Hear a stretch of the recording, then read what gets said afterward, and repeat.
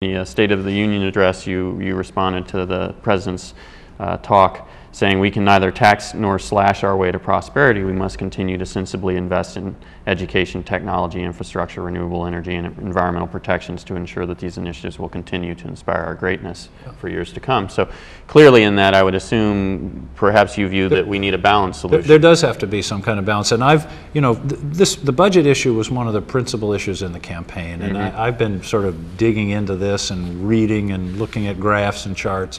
And I don't think we can solve the problems purely with cuts.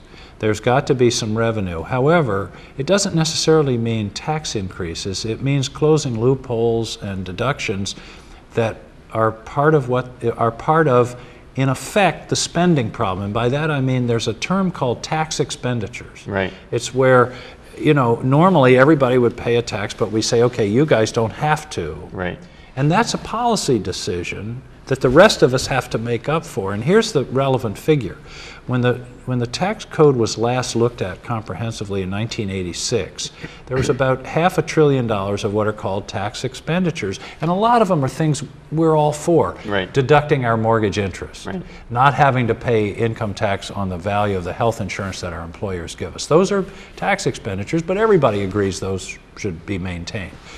Since 1986, the amount of tax expenditures in constant dollars have doubled, and now it's over $1 trillion a year. Right.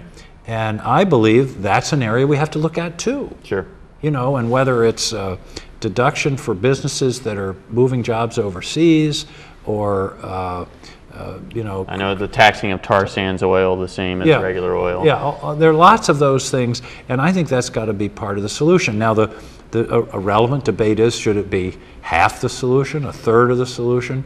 But one of the problems now is that the Republicans, particularly in the House, are taking the position that, well, we had the tax increase on the wealthy as part of the negotiation last December. Right. That's it. Right. And the question is, that was about $650 billion over 10 years. We're talking about a $4 billion problem. And if we can deal with $4 trillion problem. Right. If we can deal with that, we're on the road to a balanced budget and to getting the debt at least not getting any worse. So I think there's got to be some balance.